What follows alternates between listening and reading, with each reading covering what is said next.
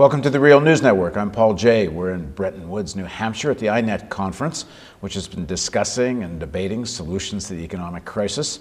Now joining us is Randal Wray. Randal is a professor of economics at the University of Missouri, Kansas City, and a senior scholar at the Levy Economics Institute of Bard College in New York. Thanks for joining us. Thank you.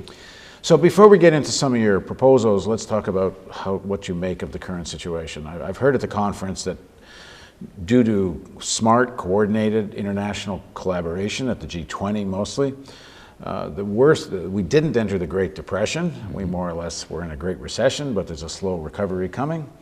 But some people are saying, hang on, maybe all we did was postpone this, and maybe we're still headed towards the potentially Great Depression. Where are you at in this? Well, first, I wouldn't quite say that we had a really smart intervention. I think that a lot of the policies actually were not very well thought out. In any case, I don't believe that the crisis is behind us. I think that in many ways, things actually look worse now than they did in 2007. Give us examples. Well, I think that we have consolidated many already too large financial institutions. The concentration among the biggest financial institutions is even bigger than it was in 2007. They still are loaded with most of the bad assets that they had in 2007. If anything, the real estate sector is much worse than it was in 2007. Defaults are continuing to rise, foreclosures are rising. There are losses every time you foreclose on a house. So the banks still have the bad assets. We've lost over 8 million jobs, and of course many new people have come into the labor market since then, so that the shortfall in jobs will, even the most optimistic projections are that it will be many, many years before we create enough jobs. Well, profits have recovered, and there's certainly there's little sense of urgency anymore. You know, a couple of years ago we're told we're looking into the apocalypse. Now there's next, and globally in terms of financial, political, and financial elites, there's little sense of urgency about the situation. It's kind of back to business. Unfortunately, that's true. And the biggest financial institutions are back to business as usual, and we know where that led last time. They're going to reproduce the same conditions. And do they not believe that, or they simply came out of it well enough last time, so why worry about going into it again? Yeah, from their point of view, everything turned out fine. And so why not continue with what they were doing? Now, let me say, there is one huge elephant in the room, however you want to phrase this, and that is the deficit cutting hysteria that has gripped most nations.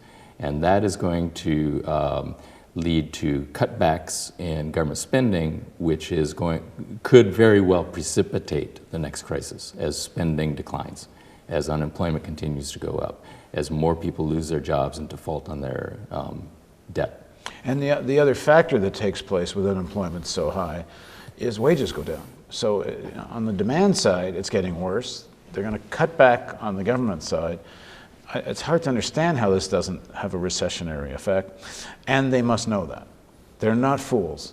So what is their, what do you think is their strategy here? Well, not fools. I don't know. I'm not quite so convinced. Well, they know how to make money, that's for sure. Well, they know how to cook the books. That is a somewhat different matter. And I think that the largest financial institutions are cooking the books. I think that their reported profits are mostly false.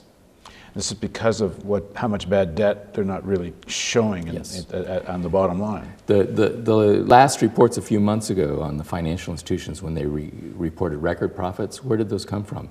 They reduced their loan loss reserves. That's where the profits came from. They're setting aside less money to take care of bad debts. This is ridiculous. So let's say you're right. And a lot of people agree with you on the analysis that none of the fundamentals have changed, and sooner or later, unless something happens, we're going to be back into some kind of recession, if not worse. Or even if you take what's happening and you take the official version of what's happening, unemployment's still going to be very high for half a decade to a decade. So what's your view on what should be done? Well, a lot of things need to be done.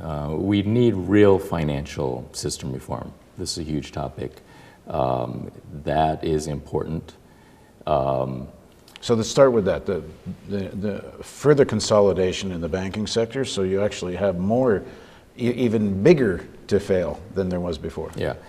Unfortunately, we're not going to get fundamental financial reform until after we crash again. So to some extent, it's a little bit premature to be talking about this, because everything I'm going to say, the response will be, that's impossible. Okay. Simon Johnson, who comes out of the financial sector, and he's a mainstream economist, says we have to break them up. And I think this is absolutely correct, that we really can't get fundamental financial reform unless we break up the biggest financial institutions. Now, as soon as you say that, the response is, how can you break them up? How are you going to break up Goldman Sachs when essentially it runs the Treasury? Okay, this is true. So unfortunately, we won't see fundamental reform until crisis. What I would say is not how can you break them up, because I agree with you, at a moment of great crisis, the conversation will come back on the table about breaking them up. But what we saw last time wasn't like one big bank that was too big to fail. We saw an entire sector that was all doing the same stuff. So if you break them up, why don't you still just have a bunch of smaller players, but all doing the same stuff, proprietary trading and not enough leveraging, and I mean too much leveraging, and all kinds of risky investments. Like, it's so systemic. Yes. I don't see how breaking it up in itself is a solution. It maybe you go part way, but it's part of a solution, that's correct. However, it wasn't true that all banks are doing this. It's the top 10 banks. That is where all those problems were. Now, smaller banks are failing because of the state of the economy. They didn't do the toxic waste. They didn't do the subprime mortgage securitization. But now that we have a real estate crisis all across the country and people can't make payments on their loans, smaller banks are starting to fail. But what I'm getting at, if you don't make laws against proprietary trading and all this kinds of craziness, if you don't make it illegal to have that kind of casino capitalism, who cares whether it's 20 rather than 10? If they're still doing it, a whole sector can go down, because we know from what happened, you should get this herd investing. Like every run runs to that bubble, and they all go to that bubble. Yeah. No, that's absolutely right. So there are different ways to break up a bank. Okay, when and if the next crisis hits, and you have an insolvent institution, we know what the FDIC is supposed to do. They are supposed to resolve that institution. They're not supposed to keep them in business and allow them to continue to do what they did to get into the crisis. So at that point, you can break them up. If we had the political will, we could also say that no bank with a bank charter, should be allowed to do proprietary trading. And so we let Goldman Sachs choose, would you rather be a bank or would you rather be a trader? You can't do both. You know, this is sort of bringing back Glass-Steagall. And this is where you get into the politics of it, because that was something that was discussed during financial reform. Yeah.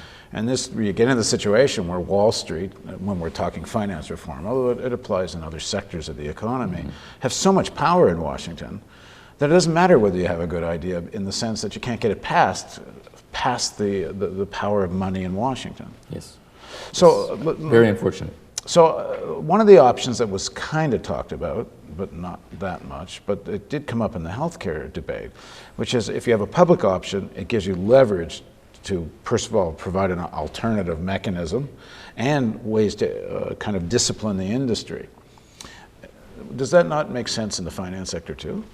Yeah, we need a financial system, of course, and we could probably list a half dozen functions that we need to be supplied by some combination of public sector and public-private sector partnerships. So if we can think, there are 3 ways to provide a half dozen financial services.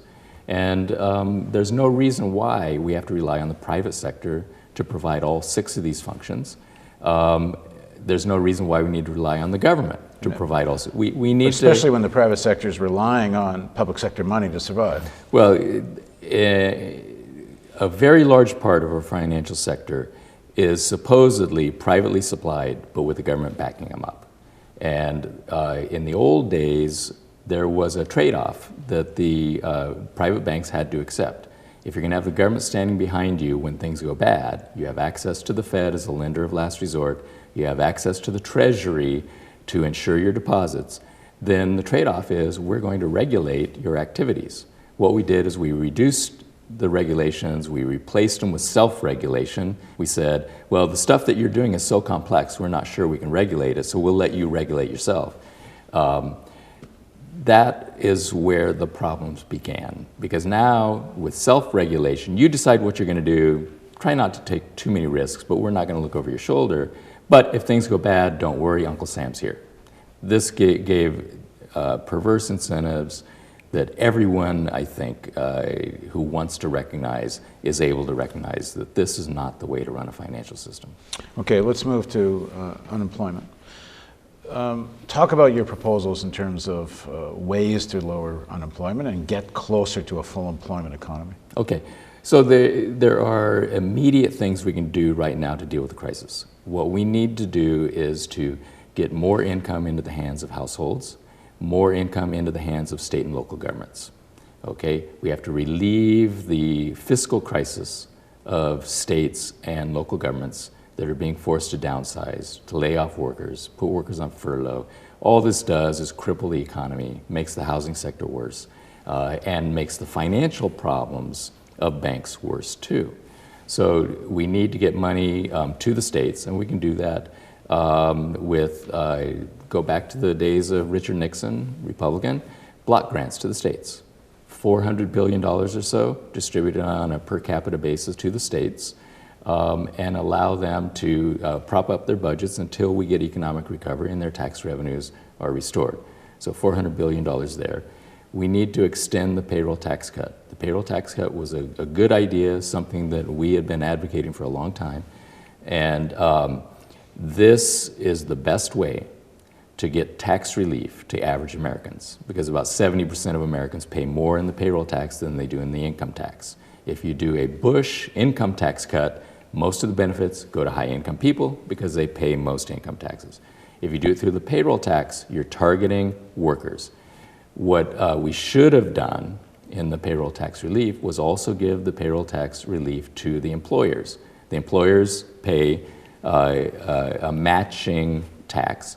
This reduces the cost of keeping your employees. It reduces the cost of hiring a new employee. So let's have a payroll tax holiday until we reach some target, like the unemployment rate falls to 4%, GDP growth reaches 6%, some sort of a target down the road several years from now. Then we could start phasing back in the payroll tax if we wanted to do that. So this could give another $400 billion or so tax relief immediately, starting next week. This is another good thing about the payroll tax. You just stop the withholding. It can be very quickly done, put in place. So these will help. Which is like a 30% increase in, well, it depends how much you cut the tax, but if you cut the whole tax, it'd be like a 30% pay increase. Well, it's how much would you cut it? It's to zero. So it's like a 30% wage increase. Well, not that much. You pay 6.14, your employer pays 6.14. If you're self-employed, you pay the 12 point. So it's a 12% increase going to employers and employees. This would go a long way toward helping to deal with the crisis situation. We need help for homeowners. And this is going to take a little bit longer to formulate, but we've got to stop the foreclosures. Stop the foreclosures immediately. We know, this is a big topic, I don't know how much time we spend on it, but we know that foreclosure fraud is massive. And it could be that almost all foreclosures are fraudulent.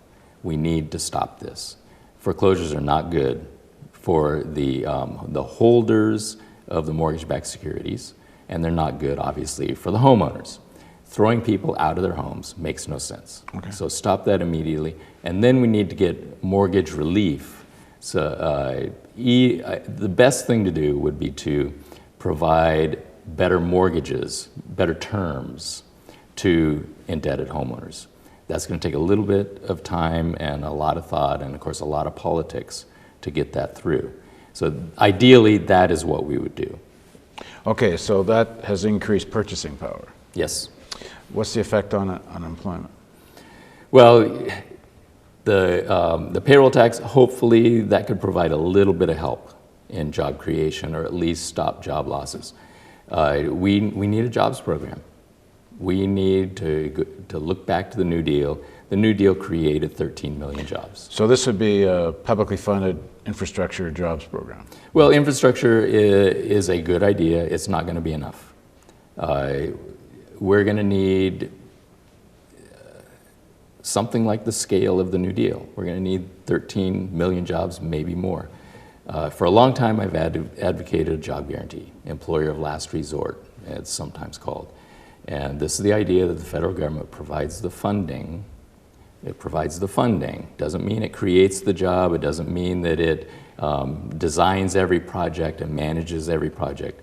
But it provides the funding for the wages for a universal job creation program, so that anyone who is willing to work at the program wage and benefit package. And what are you imagining that is, that wage? Because this is where we get into the whole issue of how inflationary is this.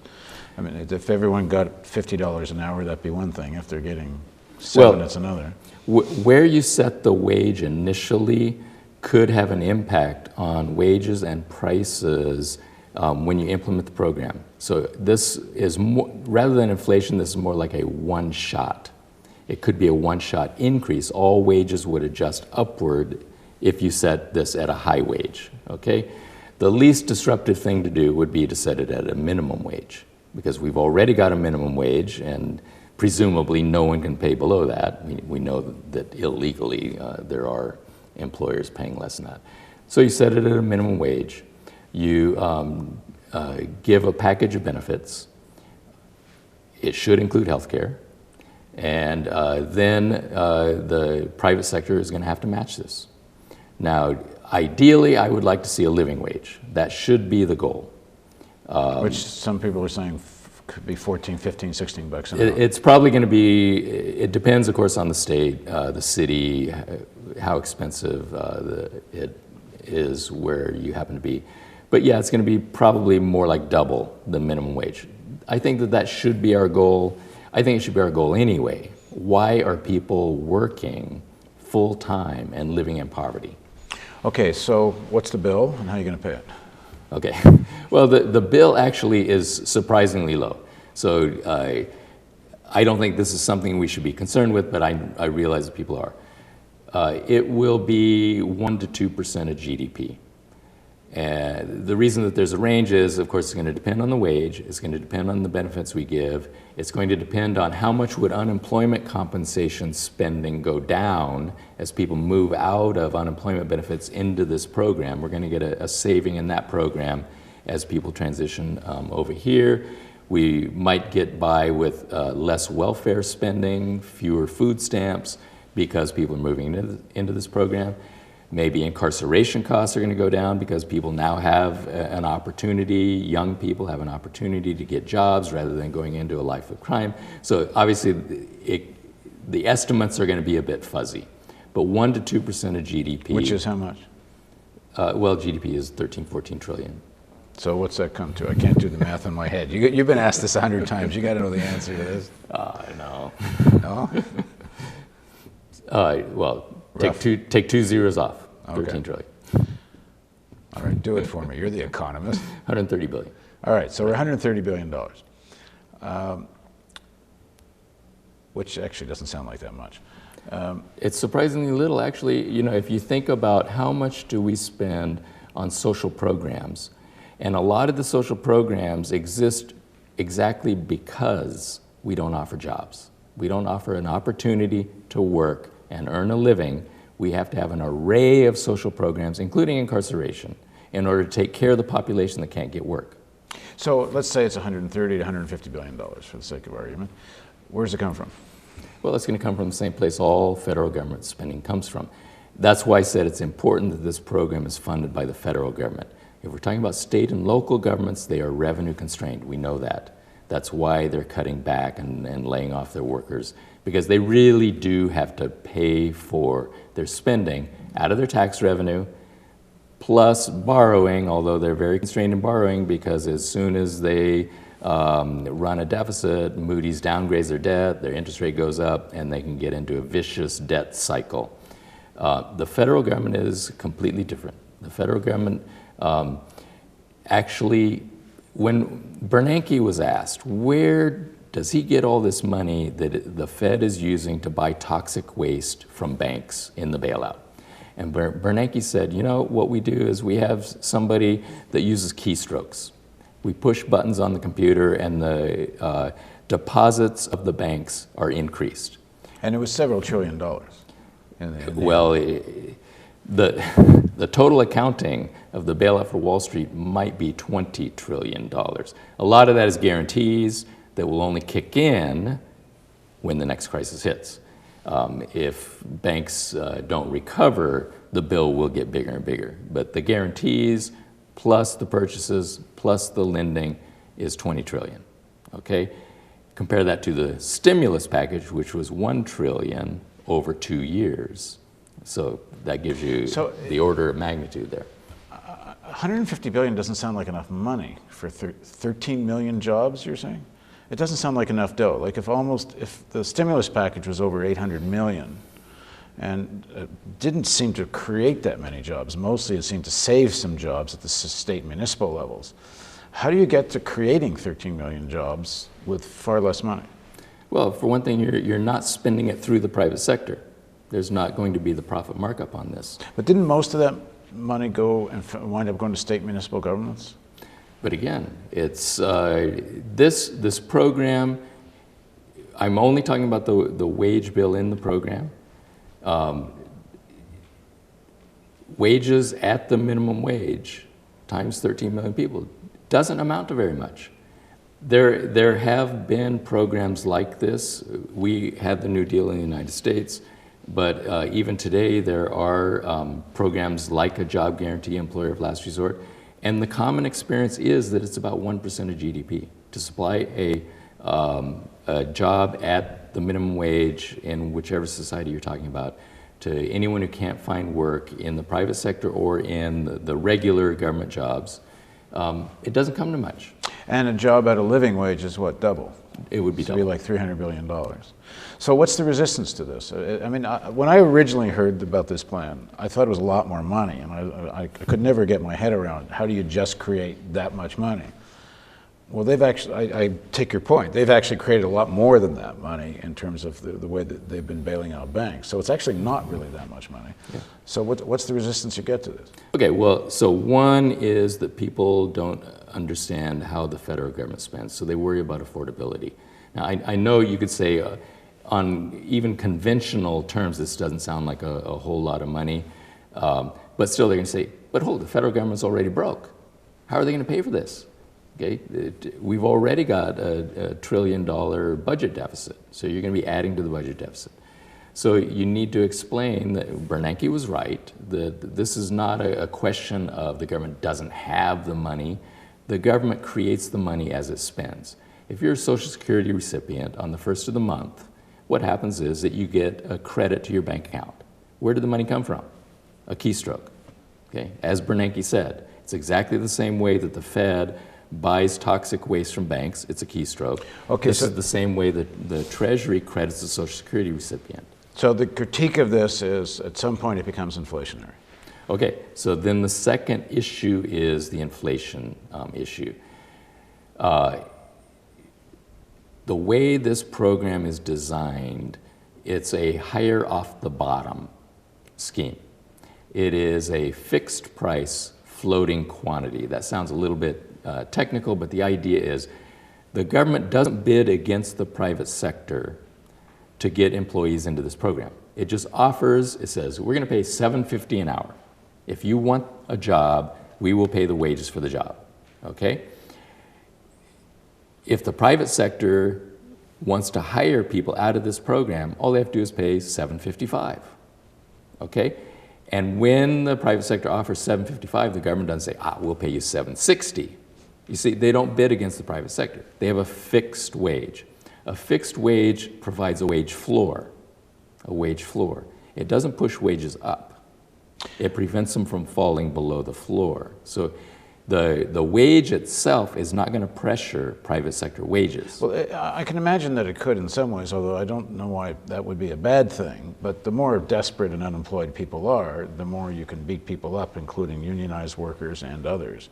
I mean, it could have somewhat of an upward pressure, although, as I said, it seems to me that would be a good thing, not a bad thing. Yeah, but against that, what you're doing is you're creating a pool of employable labor, people who are going to work every day. They're proving that they're ready, willing, and able to work. They're gaining skills on the job. They will be more desirable for the private sector. And so I don't see this as a bad thing for the private sector either. It could actually reduce their hiring costs. They don't have to go take a chance on someone who's been out of work for a year, whether they're going to be a good employee, whether they're going to show up on time. They've already got the employment record. This person has been in this program. So I don't think the business costs actually will go up because of the program. What are the limits of this kind of strategy? You know, as I say, $300 billion in this economy is not a lot of money. But what are the limits of how much you can do this? I mean, you know, if you want to extend it into the ridiculous, you know, you could just give everybody $20,000 a year, and that would be a great stimulus. Like, where is there a limit to how much you can just create money and distribute it? Well, there is no limit to the government's ability to credit bank accounts. So if the government decided to credit everybody's account by $20,000, the government could do this. Okay, the only constraint is the government budgets programs, and you know, this is not likely to get through Congress. Let's credit everybody's bank account with $20,000. It's not likely to get through Congress. But if Congress decided that they wanted to do this, there wasn't a political constraint to it. There is no financial constraint to the government's ability to do that. Now, that probably would be inflationary. Well, that's what I'm getting. That's my question, is when does this get inflationary? Not what do they have the technical ability to do it. But of course, $20,000 into 300 million bank accounts is a lot more than what I'm talking about, okay, first. The second is the incentive thing. Here, we're just saying, you're ready and willing to work, we will give you a job. Okay, that is less inflationary than saying, oh, you can quit your job and stay home because we're going to credit your bank account anyway. Right. Okay, let's pull back from the ridiculous. Okay. Where are you at with this plan? What kind of response do you get? Well, people are a little bit more open to the notion that it is the government's responsibility, at least in a crisis, to provide jobs programs. So the crisis has opened an opportunity.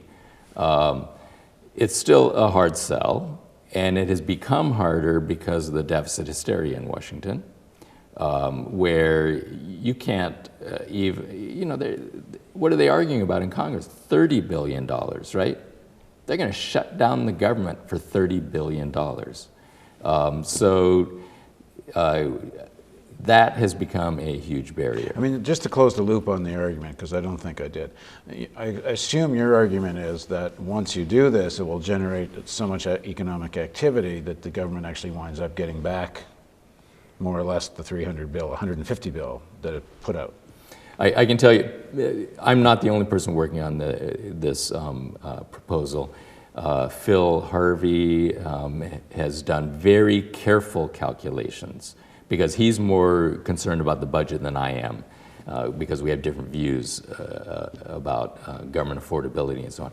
And his best estimates are the net is just about zero, because tax revenue will go up and other kinds of spending will go down as you create the jobs, okay? So the 1%, the 2% of GDP, it's probably going to end up being much less than that. It could even be zero. So just to conclude, your view at any rate is that the objections to this are more philosophical, ideological. It's more about the role of government. That when actually you crunch the numbers, you actually don't, it's not really an issue. Yeah, there is a third argument, and that is, how are you going to run a program that is this big? Will you be able to manage it? How will you prevent corruption? How will you make sure that the people are doing useful things and so on? This is one of the reasons why the program I recommend would not be a federal government run program, federal government funded, but it would be run by local community service organizations, not-for-profit, perhaps state and local governments would create the jobs as they did in the CETA jobs under President Carter. So you decentralize the program. Communities know where they can usefully employ people. You go to your local Red Cross office and ask, could you employ 2 more people if the federal government would pay the wage? And how long does the program last? Well, as I was saying, we are making some headway because of the crisis, because people see it as a crisis, anti-crisis program, and that is the way that the New Deal job creation programs were seen. Now, I think that was a mistake. The belief was that, you know, with the war and with the post-war boom, we no longer need the government to create jobs. The reality is that we always had unemployment problems.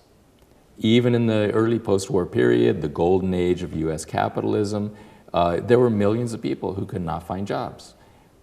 Unemployment is concentrated among groups that are easy to identify. People with lower education, people with criminal records, and of course, minorities. So unemployment rates remained high, even in the post-war boom, among obvious groups. A job guarantee program would have eliminated the waste. People who wanted to work, whose family lives were hurt, whose health was hurt, the communities were hurt because we'd never created jobs for everyone who wanted to work. If we're going to live, for you, this is a permanent program. This would have to be. This should be a permanent program. It will help to solve the crisis, and then as we move out of the crisis, as the private sector recovers, it will hire many of these people out of the program back into the private sector, and this is fine. This should be one of the goals of the program. Move as many people as you can out into the private sector or into government sector jobs, which are going to, by definition, pay better than this program does, because this is the wage floor. Okay, so what we'll do next to pursue this conversation is we're going to find someone who really disagrees with you. Okay. And then we'll do a debate. All right. You on? Yeah. Okay, cool. Thanks for joining us, and we will pick this up on the Real News Network.